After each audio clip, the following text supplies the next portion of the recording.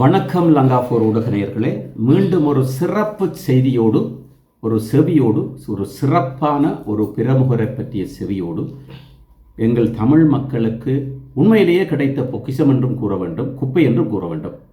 ஆனால் அந்த வகையிலே இங்கே நாங்கள் ரவி அவர்களுடைய அபிப்பிராயத்தை கேட்கின்றோம். அதாவது ரவி அவர்களே வணக்கம். வணக்கம் வணக்கம்.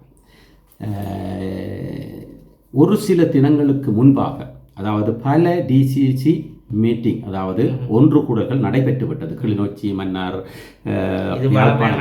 நடைபெற்றது. அங்கே ஒரே கத்தல் கூச்சலாக அதிகமாக அர்ஜுனா கத்தி குளறுவதாக பார்க்கப்பட்டது. இருந்தாலும் கூட இந்த யாழ்ப்பாணத்திலே நடைபெற்ற ஒரு டிசிசி ஒன்று கூடலிலே அதிகமாக ஸ்ரீதரன் படப்பட்டிருக்கிறார். அதே வேளையிலே கஜேந்திரகுமார் பொன்னம்பலம் தன்னுடைய வாயிலே வந்த வார்த்தைகள், ஆங்கிலத்திலே வெண்மொழி செயல் சொற்களையும் பாவித்திருக்கிறார். அதே வேளை அர்ச்சுனாவும் சளைத்தவர்கள் அவரும் பேசிட்டார். அதே வேளை இடையில் குட்டிநாயாக புகுந்த இளங்குமரனும் தேவையில்லாமல் வாயை கொடுத்து வாங்கி கட்டியிருக்கிறார். ஆனால் இது பெரும் சண்டையாகவும் தமிழர்கள் மத்தியிலே தமிழ் அரசியல்வாதிகளுக்கு ஒரு இழுக்காகவும், மேலும் தமிழ் அரசியல்வாதிகளை மக்கள் வாக்களித்தவர்கள் நம்பாத தன்மையையும் கொண்டு வந்திருக்கிறது. இருந்தாலும் கூட அங்கே நீங்கள் உட்பட, நீங்கள் தான் அந்த விடயத்தை எடுத்து கூறியவர், நீங்கள் உட்பட யாழ்ப்பாணத்துக்கு அபிவிருத்திக்காக வழங்கப்பட்ட தொகை அனைத்தும் சரியாக செலவு செய்யப்பட்டிருக்கிறது என்று வைத்தியர் கலாநிதி, எம்பி, பாராளுமன்ற உறுப்பினர் ராமநாதன் அர்ச்சுனா அவர்கள் கூறியிருக்கிறார்கள். யாரும் இப்படியான தரவுகளை கொண்டு வந்து கூறுவதில்லை. இருந்தாலும் அவர் சண்டை போட்டாலும் சில விடயங்களை பாராளுமன்றத்திலேயும் சரி, வெளியேயும் சரி, டிசிசி ஒன்று கூடலையும் சரி, சில பல விடயங்களை செய்து வருகிறார். அந்த வகையில் நீங்கள் அவரை பற்றியும் அவருடைய செயற்பாடுகள் பற்றியும் என்ன நினைக்கிறீர்கள்? அது மிகவும் இப்போ காலங்காலமாக எங்களோட டிசிசி மீட்டிங் எல்லாத்துலேயும் பயங்கர கூச்சல் உழப்பம். இப்போ மீன் சந்தை கடையை விட மோசமான சத்தத்தோடு எல்லாம் முடிகிறது. வளமையாக அப்படியே எல்லாம் முடிஞ்சு போயிடும். எந்த ஒரு வேலை திட்டங்களும் எதுவுமே பெருசாக நடக்கிறதா இல்லை. ஆனால் இந்த மீட்டிங்கில் மட்டும் ஒரே ஒரு விஷயம் பாராட்டக்கூடியதாக இருக்குது. அதாவது இதுவரை காலத்தில் நான் அறியலை, அதுவும் அர்ச்சுனாவை குறிப்பாக பாராட்டக்கூடியதாக இருக்கு. அதான் இதுவெல்லாம் நான் அறியலை. அதாவது ஒதுக்கப்பட்ட நிதி முழுமையாக பாவிக்கப்பட்டிருக்கிறது யாழ்ப்பாணத்துக்கண்டு. அது ஒரு நல்ல விஷயம். இதுக்கு காரணம் அர்ச்சுனாவை தான் இருக்கணும். காரணம் ஒரு பெரிய லிஸ்ட் ஒன்று ஏற்கனவே பாராளுமன்றத்தில் பாதித்தவன், எவ்வளவு நிதி எவ்வளவு ஒதுக்கப்பட்டது, எவ்வளவு பாவித்தது, எவ்வளவு மிஞ்சி திருப்பி போனது, இப்படி ஒரு பெரிய லிஸ்ட்டு இருக்குது. அதாவது வடக்கு கிழக்குக்கு ஒதுக்கப்படுற நிதியதையும் எங்களோட தமிழ் அதிகாரிகளோ அரசியல்வாதிகளோ அதன் பிரதிபலிப்பு தான் இந்த நிதியை திருப்பி அனுப்பாமல் பிரயோகித்திருக்கிறார்கள். அர்ச்சுனாவிற்கு பயத்திலே, அர்ச்சுனாவுக்கு பயத்தில் என்று தான் இதை சொல்ல வேணும். அந்த மாதிரி பாராளுமன்றத்தில் அவன் எல்லாம் சொல்லியிருக்கிறான். அதுக்காக அர்ச்சுனாவை நான் தூக்கி பிடிக்கிறேன் என்று சொல்லாங்க. ரைட்டு. அர்ச்சுனா ஒருத்தன் பாராளுமன்றத்தில் தான் நிறைய ஊழல் பிரச்சனை, நிறைய விஷயங்களை கொண்டு வந்து மேசையில் கொட்டுறாங்க. தேவையற்ற பிரச்சனையை கொண்டு வந்தாலும் தேவையான பிரச்சனைகளும் பேசப்படுகிறது. தேவையான பிரச்சனைகள் எல்லாத்தையும் அவன் தான் கொண்டு வரான். அதுக்காக அவனை நான் நல்லவன் என்று சொல்ல வரையில்லை. அவன் இதுவரை காலம் அவங்களோட தமிழ் கட்சிகள் செய்யாத எல்லாத்தையும் அவன் பாராளுமன்றத்தில் செய்கிறான், நல்ல விஷயங்களை செய்கிறான். இதில் யாருமே அப்படி குரல் கொடுக்க இல்லை தமிழ் பகுதிகளில். அர்ச்சுனா குரல் கொடுப்பதன் ஊடாக இன்னும் ஒரு நன்மை நடைபெற்றுக் கொண்டிருக்கிறது. அதற்காக லங்காபோர் ஊடகம் அர்ச்சுனாவுக்கு ஆதரவாகவோ எதிராகவோ அல்ல, அவர் செய்கின்ற நல்ல செயல்களை நாங்கள் வாழ்த்துவோம். சில அசிங்கமான அருவருப்பான செயல்களை நாங்கள் பிரசுரிக்கவே மாட்டோம், அதை கடந்து செல்கின்றோம். காரணம், சேற்றிலே நின்று நாங்களும் சேற்றை கள்ளி வர விரும்பவில்லை. இருந்தாலும் கூட அந்த அர்ச்சுனாவினுடைய தரவுகள், சில விடயங்கள் மும்மொழி ஆளுமை, அதாவது அதிகமாக அர்ச்சுனா வருவதற்கு முன்பாக சாணக்கியன் மற்றும் கஜேந்திரகுமார் மற்றும் சுமந்திரன் அவர்கள் இருக்கின்ற பொழுது மும்மொழியிலே பேசினார்கள். ஆனால் இப்பொழுது இந்த விடயங்கள் எடுத்து கூறப்படுகின்ற அனைத்து யாழிலே நடக்கின்ற அந்த ஊழல்கள், பிரச்சனைகள், அந்த வகையிலே நாங்கள் பார்க்கின்ற பொழுது சிங்கள பகுதி, இஸ்லாமிய பகுதிகளுள் தமிழர்களுடைய, அதாவது தமிழ் அரசியல்வாதிகளுடைய ஊழல்கள், பொட்டுக்கேடுகள் தவறுகள் எல்லாத்தையும் வெளியில கொண்டு வர இவற்றை மும்மொழி ஆளுமை இருக்கின்ற தன்னுடைய ஆளுமத்திறமை அது வெளியே செல்கிறது. ஏனென்றால் இஸ்லாமியர்களை பொறுத்தவரையிலேயும் அதிகமான இஸ்லாமியர்கள் ஆங்கிலம் தெரிந்தவர்களாகவும் சிங்கள மொழி தெரிந்தவர்களாகவும் இருக்கிறார்கள். சிலருக்கு கிழக்கு பகுதியிலேயும் மற்றும் சிங்கள பகுதியிலேயும் வாழுகின்ற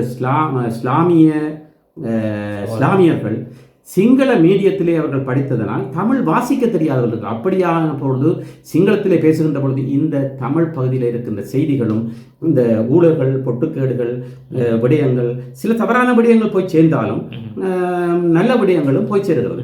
அந்த வகையிலே பாராளுமன்றத்துக்கு ஒரு தேவையானவராக இருக்கிறார். அதாவது இவன் ஒரு எல்லா ஊழல்கள் தமிழ் பகுதியில் உள்ள பிரச்சனைகளை கொண்டு வரான், அபிவிருத்தி சம்பந்தமான திட்டத்தையும் கொண்டு வரான். எங்கள்ட தமிழ் கட்சிகள பிரச்சனைகள், ஊழல்கள், தரவுகளோடு கொடுக்குறான், தரவுகளோட வண்ட வளங்கள் எல்லாத்தையும் கொண்டு வரான். மற்ற நல்ல ஆளுமை திறமை இருக்கு, மும்மொழிக்காரரை ஆதரித்து எல்லாரோட போகக்கூடிய ஒரு தன்மை இருந்தாலும் அவன்கிட்ட இன்னொரு பக்கத்தால் பார்க்க போனால் அவனோட பேச்சுகள், மக்களோட பழகுற விதங்கள் பிள்ளையாக கிடக்கு. அவனோட பழக்க வழக்கங்கள் சரியான பிள்ளையாக கிடக்கு. அவனோட அதாவது வார்த்தையால் வார்த்தையால் அடிக்கிறான், கையால் அடிபடுறான்னா கையால் அடிபட தயாராக நிற்கிறான். காது கால பூவை வருமென்றும் சொல்லிட்டான். அது நீ எப்படி வருமோ தெரியா, சில வேளைகளை துப்பாக்கியை வைத்திருக்கலாம் என்று கூறப்படுகிறது. அதான் காது கால பூவை வருமென்று சொல்லியிருக்கிறான். அப்போ அப்படியான கீழ்த்தரமான மிக மோசமான கேவலமான வார்த்தை பிரிவுகளை தொடர்ந்து பாவிக்கிறான். அப்போ இதை பற்றி கொண்டு நாங்கள் அவனை அதாவது குப்பைக்கு இருக்கிற ஒரு குண்டுமணியாக தான் பார்க்க முடியும். இனி குப்பையை எப்படி அவன் அகற்றானோ அகற்றல தெரியாது. மற்ற அவன் அவன்கிட்ட நோக்கம் இந்த அரசியல் நடத்தணும் அப்படி அது இல்லை. அவன்கிட்ட எல்லா நோக்கம் வேறு வழியில் போகுது. அதுதான் அவன் மெயினாக எதிர்பார்க்குறான். அதனால அவன் ஒரு பெரிய இருந்தாலும் மக்களுக்கு சில விடயங்கள் நன்மை பயக்கிறது. இன்னும் அவன் ஒரு கட்டடத்தை கட்ட விரும்புகிறான்டா, ஒரு கல்லை எடுத்து வைக்க நல்ல கல், தனக்குரிய கல்லை மட்டும் வச்சுட்டு மற்ற கல்லத்துக்கு ஒத்த கல்லுகளை வச்சுட்டு மற்ற இல்லாத தூக்கி எறிவான், இல்லாட்டி உடைச்சி எறிவான். நீங்கள் கூறுவது அவருடைய முகநூல் பக்கத்திலே அந்த விமர்சனம் எழுதுகின்றவர்களை பிளாக் செய்வது, மற்றது அவனுக்கு ஏற்றுக்கொள்ளாத எல்லாத்தையும் விளத்தி அவன் தான் ஒரு கட்டடத்தை கட்ட விரும்புகிறான். தன்னுடைய ஆதரவாளர்களை மாத்திரம் தன்னோடு இணைத்து பயணிக்கிறார். அதன் மூலம் தன் வருமானத்தை, தன் வாழ்வியலை பார்க்குறதுக்கு அவன் ஒரு பொறிமுறையை உருவாக்குறான் என்று தான் சொல்ல முடியும். அரசியலில் தொடர்ந்து நிலைப்பானு நாங்கள் எதிர்பார்க்க முடியாது. அதே சமயம் அடுத்த மாகாண ஒரு கேள்விக்கு சில வேளைகளில் அர்ச்சுனா அவர்கள் வடமாகாண முதலமைச்சராக போட்டியிட்டு தோல்வி பெற்றால் அவருடைய வாழ்க்கை அஸ்தமனமாகிவிடும். 100% சொல்ல முடியாது. 3 கோணத்தில் நீ இப்போ நாங்கள் எதிர்பார்க்க வேண்டி கிடக்கு. ஒன்று இவன் அர்ஜுனா, 2வது இளஞ்செழியன், வந்த இளஞ்செழியன், 3வது அனுரா கட்சி. இந்த 3க்கு தான் போட்டி வரப்போகுது. இல்லை, நான் கேட்பது சில வேளைகள் அர்ஜுனா தோல்வி அடைந்து விட்டால், யார் வருகிறார்கள் அடுத்தபடியே 2வது தோல்வி அடைந்து விட்டால் அவருடைய அரசியல் வாழ்க்கை அஸ்தமனமாகிவிடும். அதானே அப்படின்னா இப்போ சொல்ல போனா சாவச்சேரியில் 3ஆம் முறையாக இருந்தவன் அப்படியே வளர்ந்து பாராளுமன்றத்துக்கு பௌர்ணமியா மாறிட்டான். அப்படியே பௌர்ணமியா சரியா செயல்பட அவன் பழக்க வழக்கம், அவன் ஒரு சில பாதகமான செயல்பாடுகளால் இப்போ அமாவாசை தேய்முறையில் போய் கொண்டிருக்கிறான். வடமாகாண தேர்தலில் அமாவாசை தான். ஆனால் அப்படி ஒரு நிகழ்வு நடந்தால் தமிழ் அரசியல்வாதிகளுடைய அர்ச்சுனாவினுடைய இடத்தை நிரப்புவதற்கு யாராவது பாராளுமன்றத்தில் இருப்பார்கள் என்று நினைக்கிறீர்களா? அது உதாரணத்துக்கு அர்ச்சுனா வருகிறான் என்றால் அனைவரும் பயத்தோடு பேசுவதை அடக்கி பேசுவார்கள். ஏன்னா சங்கவிய பெரியெல்லாம் சொல்ற மாதிரி மற்றவங்க சொல்லி விட்டுறான். அந்த பயம், அந்த ஒரு பெரிய பயம் முழு அரசியல் தலைவர் மற்ற விமர்சனம் சொல்றதை கூட அந்த பயம். ஆனால் உங்களுடைய கருத்து என்ன? அர்ச்சுனா தொடர்ந்து பாராளுமன்ற உறுப்பினராக இருக்கட்டும், ஆனால் வடமாகாண முதலமைச்சர் தேர்தலில் போட்டியிட வேண்டாம் என்ற கருத்தை நீங்கள் முன்வைக்கிறீர்களா? இப்போ அவனுக்குள்ள ஒரு நோக்கம் இருக்கு. தங்கத்தை கொண்டு வந்துட்டு தங்கத்தை விட்டு தான் மாநசபைக்கு வர்றது ஒரு ஐடியா இருக்குது. ஆனால் தங்கம் அங்கே வந்தால் இவனால் வெள்ளமையோடு அங்கே நடத்த போகிறது இல்லை. அதெல்லாம் தலைகளாக மாறிடும். தங்கம் உள்ள வந்தால் இவன் ஆளுமைத்தன்மை அவள்கிட்ட இல்லை. அதனால் இது எங்கே போகும்னு சொல்லியெல்லாம் இவன் என்ன பிரச்சனை வந்தால் டக்குன்னு நாமளோட போய் ஒட்டி கொண்டு நிற்பான். அது நல்லா தெரியும். அதனால் இந்த எலெக்ஷனில் யார் யார் நிற்கிறவன்னு பார்த்து தான் இவன் நிற்பான். யார் யார் எலெக்ஷனுக்கு வரப்போயினோன்னு பார்த்து அதுக்குள்ளே என்னவாது சூட்சுமங்கள் ஏதாவது செய்து ஒன்றில் வர பார்ப்பான். தனக்கு வெற்றி பெறுமென்ற ஒரு இது இருக்குமென்று சொன்னால் கட்டாயம் நிற்பான். சில வேளைகளில் இளஞ்செழியன் ஐயா போட்டியாளராக வடமாகாண முதலமைச்சர் தேர்தலிலே களம் இறங்கினால், இறக்கப்பட்டால், நிச்சயமாக இறக்கப்பட்டால் புலம்பெயர் தேசத்திலே இருக்கின்ற பெரும் பண முதலைகளின் ஆதரவோடும் வெளிநாட்டிலே இருக்கின்ற புங்குடுதீவு மக்கள், அனலதீவு மக்கள் மற்றும் வேலணை மக்கள் என்று பல தீவு மக்களுடைய ஆதரவும் அமோகமாக இருக்கும்.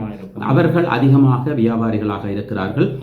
அவர்களுடைய ஆதரவோடு அவர் களமிறக்கப்பட்டால், சில வேளைகளில் களமிறக்கப்பட்டால் அர்ச்சுனா இந்த தேர்தலிலே போட்டியிடுவாரா? வாக்களை உடைக்கணும் என்று நினைச்சு வெல்ல மாட்டான்னு தெரியும். ஆனால் காலங்காலமாக உங்களுக்கு தெரியும், கடந்த எலெக்ஷனில் 397 பேர், 397 வேட்பாளர், 397 சரியா ஞாபகம் இல்லை, 397 இருக்கணும். அவ்வளோ வேட்பாளரை கொண்டு வந்த காரணம் அந்த வாக்களை உடைக்க வேணும்ன்றாங்க. அதே மாதிரி வாக்களை உடைக்கணும்ன்ற என்பி நாமல் நேட்பானாக இருந்தால் நிச்சயம் போட்டுக்கிறேன். ஆனால் அதில் ஒரு விஷப்பரீட்சை சில வேளைகளில் தோற்கடிக்கப்பட்டால் இளைஞரையும் வந்து அவனால் வெல்ல முடியாதுன்னு அவனுக்கு தெரியும். ஆனாலும் போட்டியில் நிற்கிறான் என்று சொன்னால் காரணம் நாமல் அவனை விட்டு இந்த வாக்கை உடைக்கிறதுக்காக பயன்படுத்துகிறான். அப்படியானால் அவர் பாராளுமன்ற பதவியை இழந்தாலும் சரி, தான் போட்டியிட்டு தோற்றாலும் சரி, தனக்கு வாழ்வு இருக்கிறது என்ற நம்பிக்கை, நாமல் மூலமாக ஒரு பெரிய வாழ்வு இருக்கிறது என்று அவன் உறுதிப்படுத்தி வைத்திருக்கிறான். தொடர்ந்து நீங்கள் உங்களுடைய கூற்றின்படி நாமல் ராஜபக்சவுக்கு அவர் ஆதரவு செலுத்துகிறார் அல்லது நாமல் ராஜபக்ச அவரை இயக்குகின்றாராக இருந்தால், தொடர்ந்து இவரால் நாமல் ராஜபக்சவோடு இணைந்து பயணிக்க முடியுமா அல்லது நாமல் ராஜபக்சவால் அர்ச்சுனாவோடு இணைந்து பயணிக்க முடியுமா? அவன் 2 பேரும் நெருங்கிய நண்பர்களாக குறிப்பிட்ட காலத்தில் இருந்துதான் நண்பர்கள் ஆனார்கள். குறிப்பிட்ட அவர்கள் 2 பேரும் நெருக்கமாக இருந்த ஒரு வீடியோ சம்பவம் ஒன்றை நட்டை இருக்கு. நான் வெளியிட விரும்பல. கண்டில்லை அதில் இருந்த தமிழ் எம்பி மேரெல்லாம் இருக்கத்தக்கதாக இவங்க 2 பேரும் பேசுகிறத ஒரு எம்பி வீடியோ எடுத்து குறிப்பிட்ட ஆக்களுக்கு கொடுத்துருக்கிறார். உண்மையில் இங்கே வந்து எம்பி மேர் அந்த விஷயத்தை அவர்கிட்ட நான் பெற்றுக்கொண்டது வெளியிட விட இல்லை. நான் எந்த ஊடகத்திலும் கசியவில்லை, எங்கேயுமே கசியவில்லை. ஆனால் பாராளுமன்றத்திலே அருகிலே இருந்து பேசுகின்றது கண்டினுக்குள்ள டீ குடிக்கும் போது தமிழ் எம்பி மாதிரி இருக்கத்தக்க முன்னால இருந்தோண்டு 2 பேரும் பேசினது. சரி, அது ஒரு புறம் இருக்கு. அதை வச்சுதான் நான் சொல்றேன், நாமளே அந்த அளவுக்கு நெருக்கமாக இருக்கிறார்கள். சரி, அப்படியானால் பாராளுமன்ற தேர்தலிலே பதவியை இழந்தாலும் சரி, வடமாகாண தேர்தலிலே 100% தோல்வியை பெறுவார் என்பதுதான் லங்காபூர் ஊடகத்தின் கருத்தும். இன்னும் இப்ப இந்த பதவி இழக்க போறான்டா நாமல் அதுக்கேற்ற ஒரு தொகையை கொடுத்து இரண்டையும் விட ராஜபக்ச 5 வருஷம் உழைக்கிறத விட 50 வருஷம் உழைப்பு ஒரு ஐடியா கொடுத்தா இருக்கிறது. இப்ப இந்தியாவில் விஜய்க்கு கொடுத்துட்டாங்கன்னு செய்கிறாங்களன்ற ஒரு இன்னொரு செய்தி வருது. பலரை உள்வாங்கிக் கொள்கிறார். அத மாதிரி பெரிய ஒரு 10 வருஷம் உழைப்பு ஒரு ஐடியா கொடுத்தா அவன் போன. உதாரணத்திற்கு இவர் பாராளுமன்ற வடமாகாண தேர்தலிலே முதலமைச்சராக தேர்ந்தெடுக்கப்பட்டால் சுருக்கமாக கூறுங்கள், என்ன நடக்கும்? இதே பைம்பல் தான் நடக்கும். இதே வெம்பெல்லாம் தொடர்ந்து ஒரே வெம்பெல்லாம் போய் கொண்டிருக்கோம். நன்றி ரவி அவர்களுக்கு, நல்ல செய்திகள் நாளாக. நன்றி ரவி அவர்களே, லங்காபூர் ஊடகத்திற்கு உங்களுடைய செவியை வழங்கியதற்கு. தொடர்ந்தும் மீண்டும் உங்களுடைய செவிகளோடு சந்திப்போம். நன்றி, வணக்கம். இலங்கையன். நன்றி.